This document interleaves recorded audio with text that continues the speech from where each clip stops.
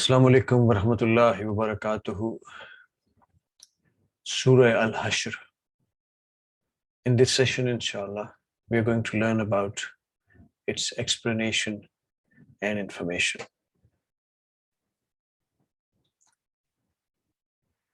Rabbi shrah li sadri wa yassir li amri wahlul uqdatam min lisani yafqahu qawli. Alhamdulillahi wassalatu wassalamu ala rasulillah amma ba'd. A'udhu billahi minash shaitanir rajeem. Bismillahir rahmanir rahim. Surah Al Hashr has 24 ayats and it was revealed in Medina. Name. Surah derives its name from the mention of the word al-hashr in verse, thereby implying that it is the surah in which the word al-hashr has occurred. Period of revolution. Bukhari and Muslim contain a tradition from Hazrat Sa'd bin Jubair to the effect, when I asked Hazrat Abdullah bin Abbas about the Surah Al Hashr, he replied that it was sent down concerning the battle against the Bani an-Nadir, just as Surah Al Anfal was sent down concerning the battle of Badr. In another tradition from Hazrat Sa'd bin Jubair, the words cited from Ibn Abbas, may Allah be pleased with him, are Qul, Surah An-Nadir. Say it is Surah An-Nadir.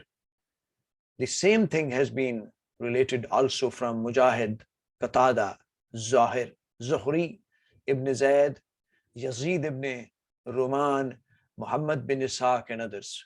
They are unanimous that the followers of the book, whose banishment has been mentioned in it, imply the Bani an-Nadir. Yazid bin Ruman, Mujahid and Muhammad bin Ishaq have stated that this whole surah from beginning to end came down concerning this very battle. As for the question as to when this battle took place, Imam Zuhri has stated on the authority of Urwa bin Zubair that it took place 6 months after the Battle of Badr.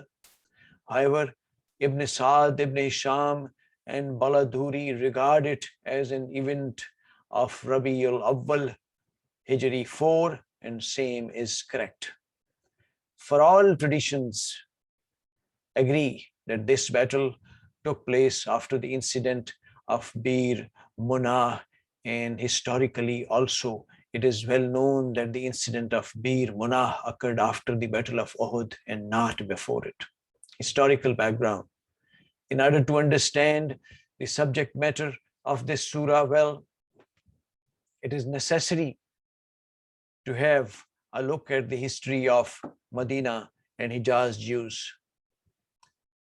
It is necessary to have a look at the history of Medina and Hijaz Jews, for without it, one cannot know precisely the real cause of Holy Prophets dealing with their difficult tribes the way he did. No authentic history of the Arabian Jews exists in the world. They have not left any writing of their own in the form of book or tablet which might throw light on their past. Nor have the Jewish historians and writers of the non-Arab world made any mention of them. The reason behind that, after their settlement in the Arabian Peninsula, they had detached themselves from the main body of the nation, and the Jews of the world did not count them as among themselves, for they had given up Hebrew culture and language, even the names, and adopted Arabism instead. In the tablets they have been unearthed in the archaeological research in the Hijaz, no traces of the Jews is found before the 1st century of the Christian era, except for a few Jewish names. Therefore, the history of the Arabian Jews is based mostly on the verbal traditions prevalent among the Arabs, most of which had been spread by the Jews themselves. The Jews of the Hijaz claimed that they had come to settle in Arabia during the last stage of the life of the Prophet Moses, peace be upon him. They said that the Prophet Moses had dispatched an army to expel the Amalekites from the land of Yathrib, and had commanded it not to spare even a single soul of that tribe. The Israelites' army carried out the Prophet's command, but spread the life of a handsome, but spared the life of a handsome prince of Amalekite king and returned with him to Palestine. By that time, the prophet Moses had passed away. His successors took great exception to what the army had done, for by sparing the life of an Amalekite, it had clearly disobeyed the prophet and violated the Mosaic law. Consequently, they excluded the army from their community and it had to return to Yathrib and settle there forever. Kitab al-Aghni, volume 19, page 94. Thus the Jews claimed that they had been living in Yathrib since 1200 BC. But this had in fact no historical basis, and probably the Jews had invented this story in order to overawe the Arabs into believing that they were the noble lineage and the original inhabitants of the land. The second Jewish immigration, according to the Jews, took place in 587 BC, when Nebuchadnezzar, the king of Babylon, destroyed Jerusalem and dispersed the Jews throughout the world. The Arab Jews said that several of their tribes at that time had come to settle in Wadi al-Qura, Taima, and Yathrib, al-Baladhuri, Futuh al-Buldan. But this too had no historical basis. By this also they might have wanted to prove that they were the original settlers of the area. As a matter of fact, what is established is that when in AD 70 the Romans massacred the Jews in Palestine, and then in AD 132 expelled them from that land, many of the Jewish tribes fled to find an asylum in the Hijaz, a territory that was contiguous to Palestine in the south. There they settled wherever they found water springs and greenery, and then by intrigue and through money lending business gradually occupied the fertile lands.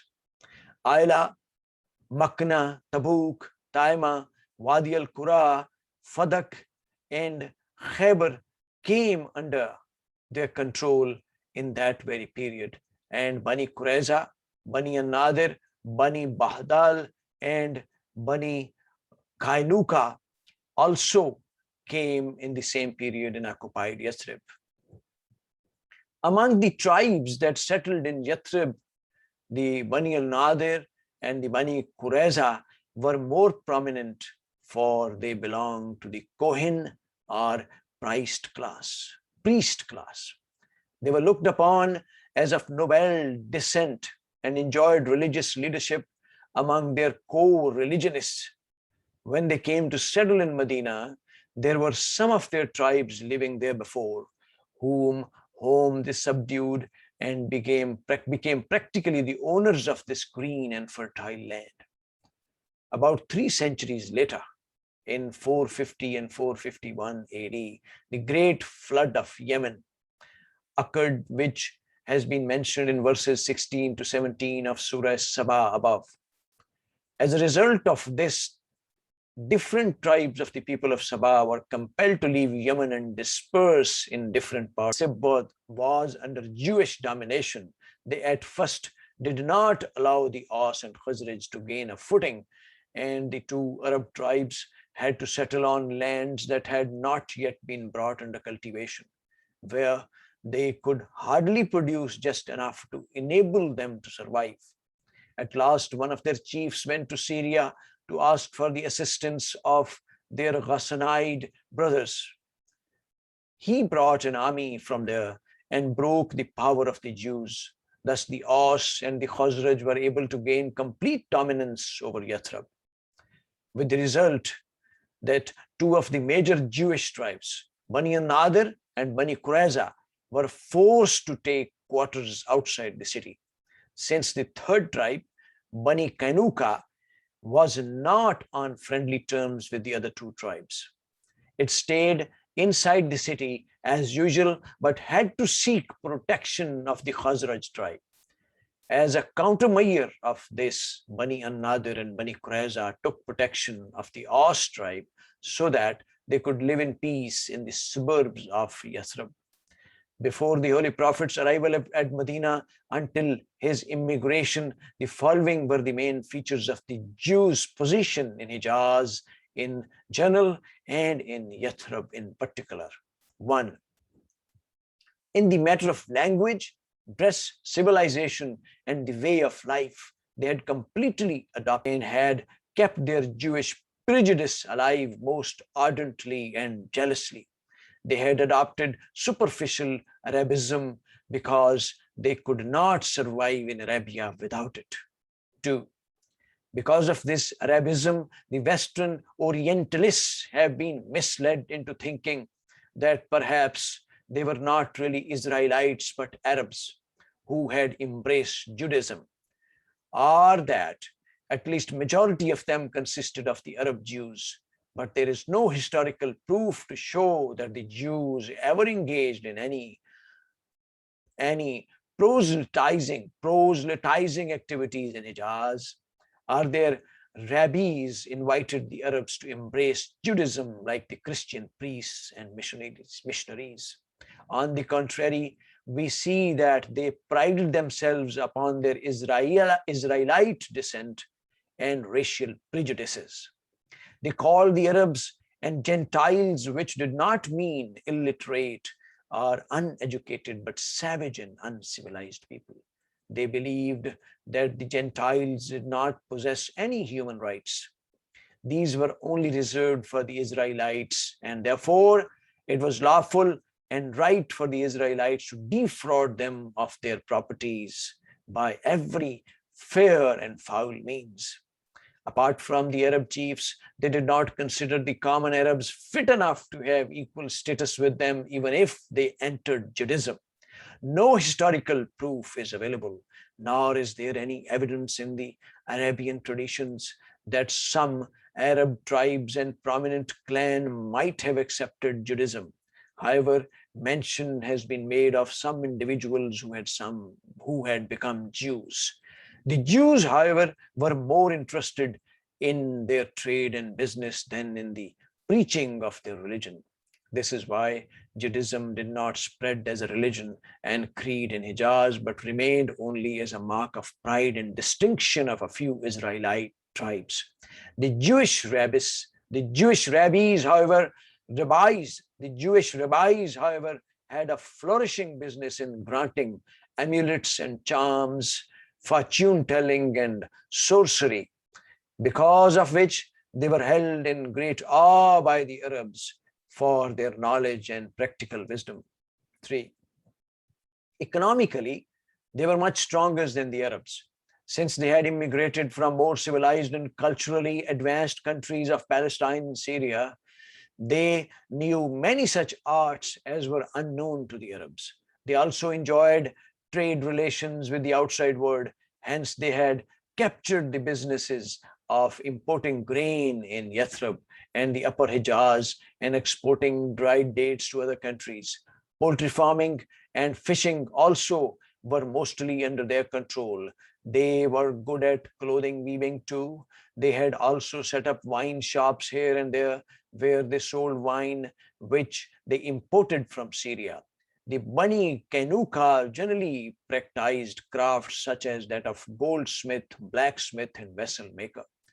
In all these occupations, trade and business, these Jews earned exorbitant profits, but their chief occupation was trading in money, lending in which they had insured the Arabs of the surrounding areas. More particularly, the chiefs and elders of the Arab tribes who were given to a life of pomp, bragging, and boasting on the strength of borrowed money were deeply indebted to them. They lent money on high rates of interest and then would charge compound interest, which one could hardly clear off once one was involved in it.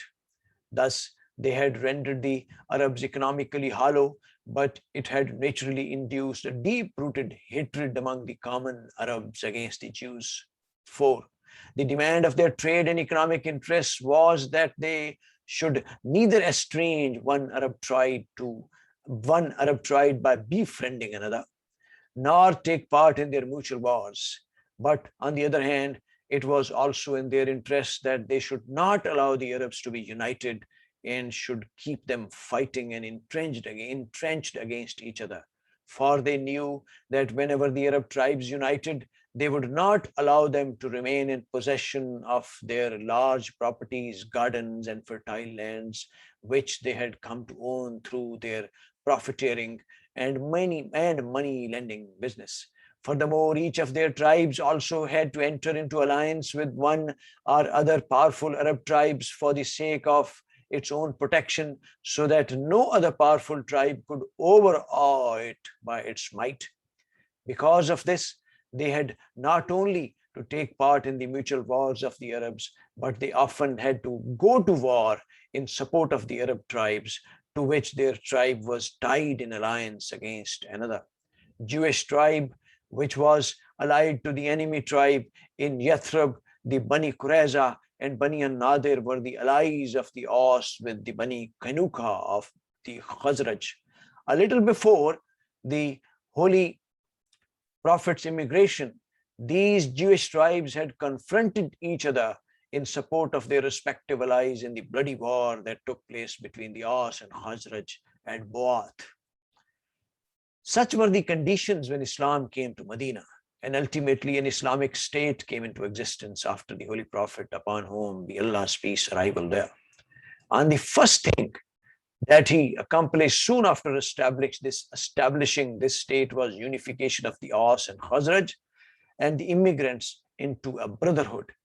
And the second was that he concluded a treaty between the Muslims and the Jews on definite conditions, in which it was pledged that neither party would encroach the rights of the other, and both would unite in the joint defense against the external enemies. Some important clauses of this treaty are also as follows, which clearly show that the Jews and the Muslims had pledged to adhere to their mutual relationship. Jews must bear their expense and the Muslim their expense. Each must help the other against anyone who attacks the people of this document. They must seek mutual advice and consultation, and loyalty is a protection against treachery. They shall sincerely wish one another well. Their relations will be governed by piety and recognition of the rights of the others, and not by sin and wrongdoing. The wronged must be helped. The Jews must pay their believers so long as the war lasts. Yathrib shall be a sanctuary for the people of this document. If any dispute or controversy likely to cause trouble should arise, it must be referred to God and to Muhammad and the apostle of God. The Quraysh and their helpers shall not be given protection. The contracting parties are bound to help one another against any attack on Yathrib. Everyone shall be responsible for the defense of the portion of which he belongs. This was an absolute and definite covenant, to the condition of which the Jews themselves had agreed. But not very long after this, they began to show hostility towards the Holy Prophet of Allah, upon whom be Allah's peace, and Islam and the Muslims, and their hostility and perverseness went on increasing day by day. Its main cause were three. First, they envisaged that the Holy Prophet, upon whom be Allah's peace, merely as a chief of his people, who should be content to have concluded a political agreement with them, and should only concern himself with the worldly interests of his group. But they found that he was extending an invitation to belief in Allah and prophethood and the book, which also included belief in their prophets and scriptures, and was urging the people to give up disobedience to Allah and adopt obedience to the divine commands and abide by the moral laws of their own prophets. This they could not put up with. They feared that If this universal ideological movement gained momentum, it would destroy their rigid religiosity and wipe out their racial nationhood. Second, when they saw that the Aus and Khazraj and the immigrants were uniting into a brotherhood, and the people from the Arab tribes of the surrounding areas who entered Islam were also joining this Islamic brotherhood of Medina and forming the religious community, they feared that the selfish policy that they had been following to sow discord between the Arab tribes for the promotion of their self-being and interests for the centuries would not work in the new system, but they would face a united front of the Arabs against which their intrigues and machinations would not succeed. Third, the work that the Holy Messenger of Allah, upon whom be Allah's peace, was carrying out of reforming the society and civilization included putting an end to all unlawful methods in business and mutual dealings. More than that, he had declared taking and giving of interest also as impure and unlawful earning. This caused them the fear that if this rule became established in Arabia, he would declare interest legally forbidden, and in this they saw that their economic disaster and death. For these reasons, they made resistance and opposition to the Holy Prophet their national ideal. They would never hesitate to employ any trick and machination, any device and cunning to harm him. They spread every kind of falsehood so as to cause distrust against him in the people's mind. They created every kind of doubt, suspicion, and misgiving in the hearts of the new converts so as to turn them back to Islam, back from Islam. They would make false profession of Islam and then would turn apostate so that it may endanger more and more misunderstanding among the people against Islam and the Holy Prophet, upon whom be Allah's peace. They would conspire with the hypocrites to create mischief and would cooperate with every group and tribe hostile to Islam. They would create rifts between the Muslims and would do whatever they could to stir them up to mutual feuds and fightings. The people of the Aus and Khazraj tribes were their special target, with whom they had been allied for the centuries, making mention of the war of the Bu'ath before them. They would remind them of their previous enmities so that they might again resort to the sword against each other and shatter their bond of fraternity into which Islam had bound them. They would resort to every kind of deceit and fraud in order to harm the Muslims economically. Whenever one of those with whom that they had business dealings would accept Islam, they would do whatever they could to cause him financial loss. If he owed them something, they would worry and harass him by making repeated demands. And if they owed him something, they would withhold the payment and would publicly say that at the time of the bargain was made, he professed a different religion, and since he had changed the religion, they were no longer under any obligation towards him. Several instances of this nature have been cited in the explanation of verse 75 of Surah Al Imran, given in the commentaries by Tabari, Nisaburi, Tabriz, and in Ruhul Mani. They had adopted this hostile attitude against the covenant even before the Battle of Badr. But when the Holy Prophet, upon whom be Allah's peace, and the Muslims won a decisive victory over Quraysh at Badr, they were filled with grief and anguish, malice and anger. They were in fact anticipating that in that war of powerful Quraysh would deal a death blow to the Muslims. That is why even before the Jews of the Islamic history reached Medina, they had begun to spread the rumor that the Holy Prophet, upon whom be Allah's peace, had fallen as martyr, and the Muslims had been routed, and the Quraysh army under Abu Jahl was advancing on Medina. But when the battle was decided against their hopes and wishes, they burst into anger and grief. Ka'b bin Ashraf, the chief of Bani an-Nadir, cried out, "By God, if Muhammad had actually killed these nobles of Arabia, the earth's belly would be better for us than its back." Then he went to Makkah and incited the people to vengeance by writing and reciting provocating elegies for the Quraysh chiefs killed at Badr. And then he returned to Medina and composed lyrical verses of an insulting nature about the Muslim women. At last, enraged with his mischief, the Holy Prophet, upon whom be Allah's peace, sent Muhammad bin Muslamah Ansari in Rabiul Awwal Hijri 3 and had him slain. The first Jewish tribe, which after the Battle of Badr openly and collectively broke their covenant, were Bani Kanuka. They lived in a locality inside the city of Medina. As they practiced the crafts of goldsmith, blacksmith, and vessel maker, the people of Medina had to visit their shops fairly frequently. They were proud of their bravery and valor. Being blacksmiths by profession, even their children were well armed, and they could instantly muster 700 fighting men from among themselves. They were also arrogantly aware that they enjoyed relations of confederacy with the Kharaj and Abdullah bin Ubay, the chief of the Kharaj. The chief of the Khazraj was their chief supporter. At the victory of Badr, they became so provoked that they began to trouble and harass the Muslims and their women in particular, who visited their shops.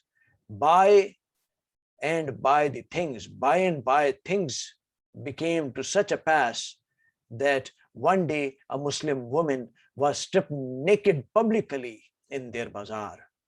This led to a brawl with which a Muslim and a Jew were killed.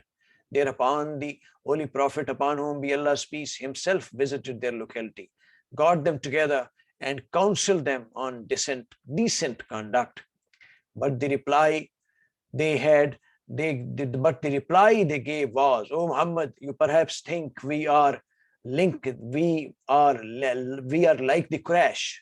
They did not know fighting, therefore you overpowered them. But when you come in contact with us, you will see how men fight." This was in clear words a declaration of war. Consequently, the Holy Prophet, upon whom be Allah's peace, laid siege to their quarters towards the end of Shawwal, and according to some others of the Qatada Hijri 2, the siege had hardly lasted for a fortnight when they surrendered and all their fighting men were tied and taken prisoners. Now Abdullah bin Ubay came up in the support of them and insisted that they should be pardoned. The Holy Prophet conceded his request and decided that Bani Kainuka would be exiled from Medina, leaving their properties, armor, and tools of trade behind. For some time after these punitive measures, that is the banishment of the Kainuka and killing of Ka'b bin Ashraf, the Jew remained so terror-stricken that they did not dare commit any further mischief. But later, when in Shawwal 3 Hijri, the Quraysh, in order to avenge themselves for the defeat of Badr, marched against Medina with great preparation, the Jews saw that only 1,000 men had marched out with the Holy Prophet, upon whom be Allah's peace, as against 3,000 men of the Quraysh. And even they were deserted by 300 hypocrites who returned to Medina. They committed the first and open breach of the treaty by refusing to join the Holy Prophet in the defense of the city, although they were bound to it.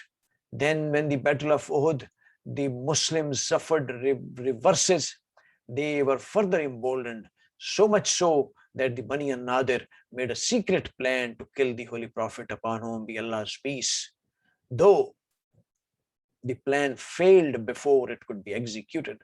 According to the details, after the incident of Bir Mu'ana, Safar Hijri 4, Amr bin Umayyah Damari, slew by mistake 2 men of Bani Amir in retaliation, who actually belonged to a tribe which was allied to the Muslims. But Amr had taken them for the men of the enemy. Because this mistake, their blood money became obligatory. Because of this mistake, their blood money became obligatory on the Muslims. Since the Bani an-Nadir were also a party in the alliance with Bani Amir, the Holy Prophet, upon whom be Allah's peace, went to their clan along with some of the companies to ask for their help in paying the blood money. Outwardly, they agreed to contribute as he wished, but secretly, they plotted that a person should go up to the top of the house by whose wall the Holy Prophet was sitting and drop a rock on him to kill him. But before they could execute this plan, he was informed in time and be immediately got up and returned to Medina. Now there was a question of showing them any further concession. Now there was no question of showing them any further concession. The Holy Prophet at once sent to them the ultimatum that the treachery they had meditated against him had come to his knowledge. Therefore, they were to leave Medina within 10 days.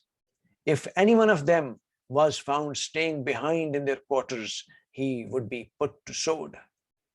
Meanwhile, Abdullah bin Ubay sent them the message that he would help them with 2,000 men and that the Bani Qurayza and Bani Ghatafan also would come to their aid.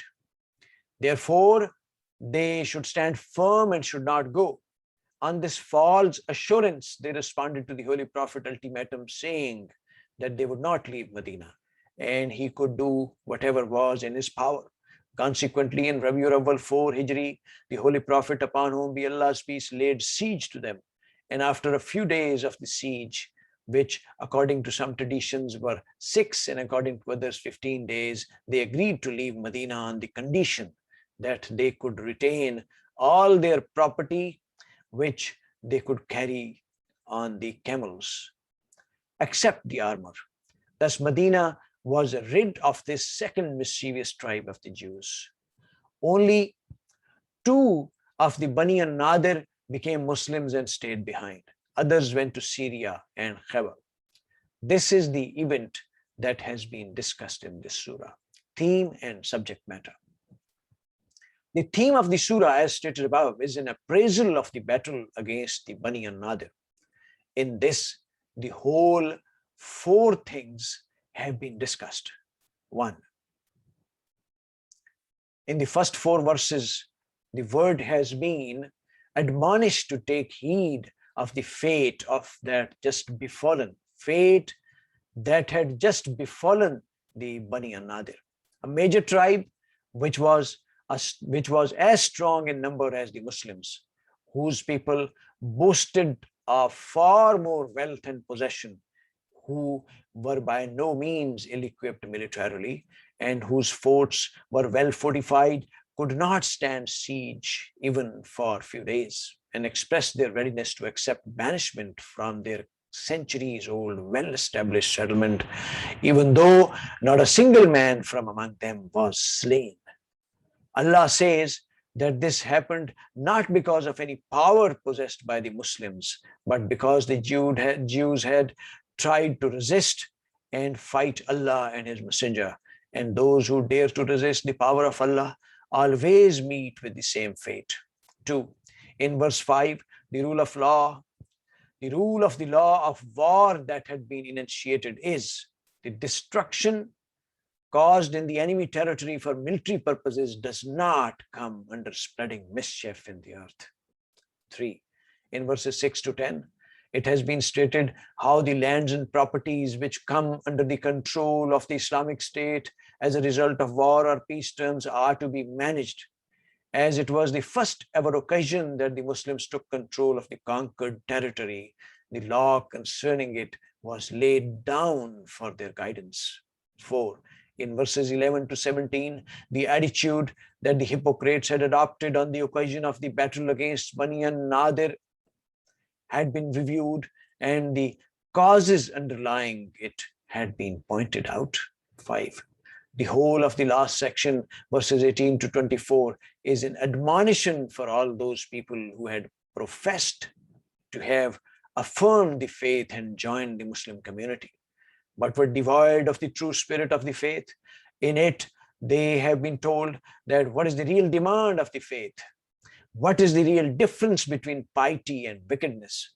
What is the place and importance of the Quran, which they profess to believe in? And what are the attributes of God in whom they claim to have believed? Ladies and gentlemen, here